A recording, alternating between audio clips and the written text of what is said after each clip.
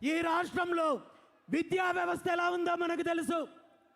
ఈరోజు బీసీ బిడ్డలు కార్పొరేట్ కాలేజీల్లో, కార్పొరేట్ సంస్థల్లో చదువుకునే పరిస్థితి లేనప్పుడు ప్రభుత్వ పాఠశాలల్లో, చిన్న చిన్న ప్రైవేటు కళాశాలల్లో, ప్రభుత్వ కళాశాలల్లో ఇంటర్మీడియట్, డిగ్రీ లాంటి కోర్సులు చేయడానికి జాయిన్ అవుతుంటే ఇక్కడ విద్యా ప్రమాణాలు సరిగా లేకపోవడము ఒక ఎత్తు అయితే, విద్యార్థులకు కావలసిన సౌకర్యాలు లేకపోవడం మరో ఎత్తు అయితే, అంతకంటే ప్రమాదకరమైన విషయం ఏమంటే ఈరోజు మన భావితరాల భవిష్యత్తు, దేశానికి వెన్నెముక యువత అని చెప్పుకునే మనము, మన యువత ఒక ప్రమాదకరమైన స్టేజ్కి వెళ్తున్నారు, ఒక విషపు వలయంలో చిక్కుకుంటున్నారు.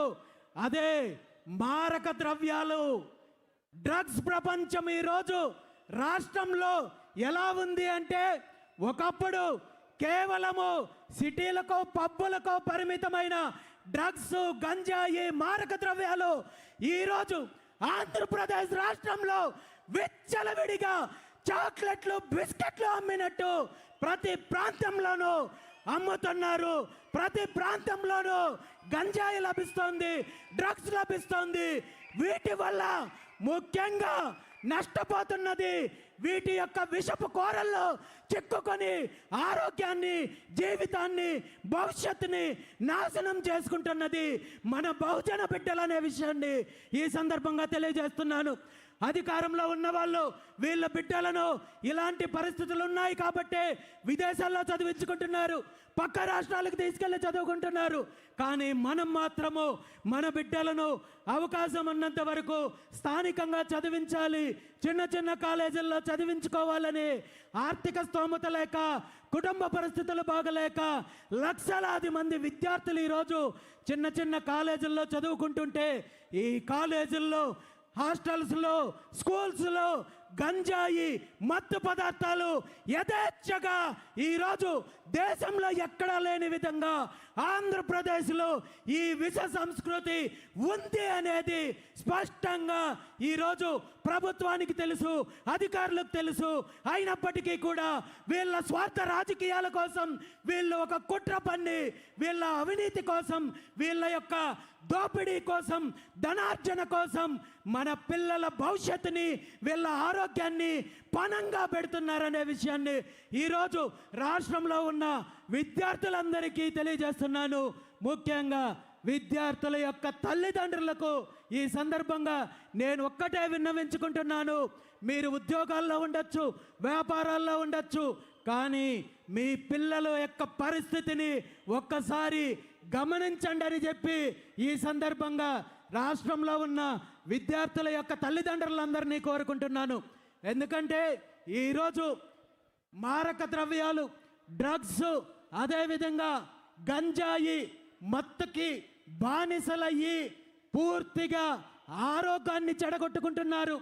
నిజంగా మీ పిల్లలు గంజాయి తీసుకున్నారో లేదో, డ్రగ్స్ తీసుకున్నారో లేదో, దాని స్మెల్ కానీ మరొక్కటి కానీ లేకుండా ఈరోజు వీళ్ళు అలాంటి పదార్థాలను నేరుగా నికోటిన్ లాంటి పదార్థాలు ఊపిరితిత్తులకు వెళ్ళే విధంగా అలాంటి మత్తు పదార్థాలను అందిస్తున్నారు.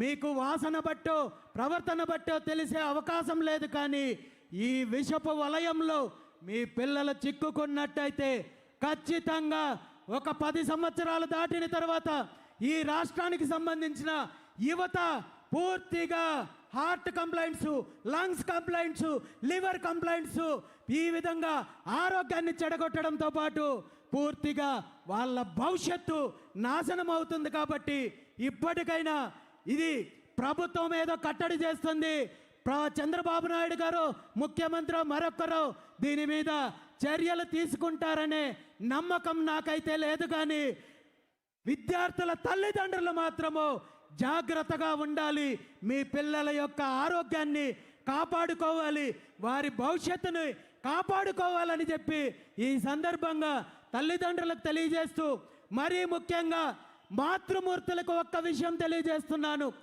మామూలుగా పిల్లలంటే కేవలము ఆడబిడ్డల సంరక్షణ, వాళ్ళ రక్షణ మీదున్న శ్రద్ధ మగ పిల్లల పైన పెట్టాల్సిన పని లేదు అనే ఆలోచన ఉంటుంది. ఈ ఆలోచన కరెక్ట్ కాదు.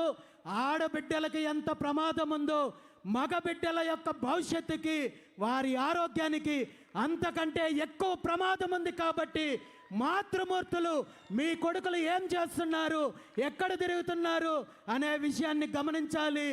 ఈ వీళ్లకు మీరు మాట్లాడండి, మీరు ధైర్యాన్ని నింపండి, మీరు నిజాయితీగా పెంచండి. అదేవిధంగా ప్రతి తల్లి కూడా ఒక జిదియాబాయాగా, ప్రతి బిడ్డని ఒక ఛత్రపతి శివాజీ లాగా ఒక వీరుడిగా తయారు చేయండి తప్ప ఈ డ్రగ్స్ బానిసానికో లేదా ఇలాంటి విషపు ప్రపంచంలో మీ పిల్లలు ఉన్నట్టయితే బయటకు తీసుకొచ్చే ప్రయత్నం చేయండి. ఇందులో కూడా మన బహుజన బిడ్డలే ఎక్కువ ఉన్నారనే విషయాన్ని మనం గుర్తించాలి, జాగ్రత్త పడాల్సిన అవసరం ఉంది. లేదంటే మన యొక్క యువత భవిష్యత్తులో పూర్తిగా నాశనమయ్యే అవకాశం ఉంది. అదే వీళ్ళు కోరుకుంటున్నారు. ఎందుకంటే మన పిల్లలు చదువుకొని చైతన్యం వచ్చి రేపు సమాజంలో జరిగే అన్యాయం పైన, వీళ్ళ దోపిడీ పైన ఎదురు తిరిగితే వీళ్ళ అరాచకానికి, వీళ్ళ దోపిడీకి అంతం వచ్చే రోజు వస్తుంది. కాబట్టి ఈరోజు ఈ డ్రగ్స్ వ్యాపారం ద్వారా, మారక ద్రవ్యాల ద్వారా మన యువతని చెడగొట్టే ప్రయత్నం చేస్తున్నారు. కాబట్టి దీని మీద ప్రతి ఒక్కరూ కూడా అలర్ట్గా ఉండాలని చెప్పి తెలియజేస్తూ, ఈ సందర్భంగా ముఖ్యమంత్రి చంద్రబాబు నాయుడు గారిని ఒక్కటే డిమాండ్ చేస్తున్నాను. నిజంగా మీకు చిత్తశుద్ధి ఉంటే, మీకు యువతను ఈ మత్తు నుండి, ఈ మారక ద్రవ్యాల నుండి కాపాడాలనే ఆలోచన 1% ఉన్నా ఇప్పటికైనా దీని మీద ప్రత్యేక ఎంక్వైరీ వేయండి. రాష్ట్రంలో జరుగుతున్న డ్రగ్స్ వ్యాపారాన్ని అరికట్టండి. లేదంటే మీ రాజకీయ లబ్ధి కోసమో, మీ వ్యాపారాల కోసమో, మీ అవినీతి కోసమో డ్రగ్స్ వ్యాపారాన్ని కొనసాగించినట్టయితే నేను క్షమించిన, బీసీ సమాజం క్షమించిన, ఈ రాష్ట్రం క్షమించిన భగవంతుడు నిన్ను, నీ కుటుంబాన్ని క్షమించడనే విషయాన్ని ఈ సందర్భంగా ముఖ్యమంత్రి చంద్రబాబు నాయుడు గారిని డిమాండ్ చేస్తున్నాను. విద్యార్థి దశలో ఇన్ని అడ్డంకులుంటే, ఇన్ని కుట్రలుంటే, ఇన్ని పోరాటాలు, ఇన్ని కుట్రలు జరుగుతుంటే, మరి చదువు పూర్తయిన తర్వాత, విద్యాభ్యాసం పూర్తయిన తర్వాత బీసీలకు, బహుజనులకు వచ్చే అవకాశాలు ఎలా ఉన్నాయంటే, ఈరోజు ప్రభుత్వం పరంగా మనం చూస్తున్నాము. ప్రభుత్వ ఉద్యోగాలు ఎలా ఉన్నాయో మనం చూస్తున్నాము. ప్రభుత్వ ఉద్యోగాలు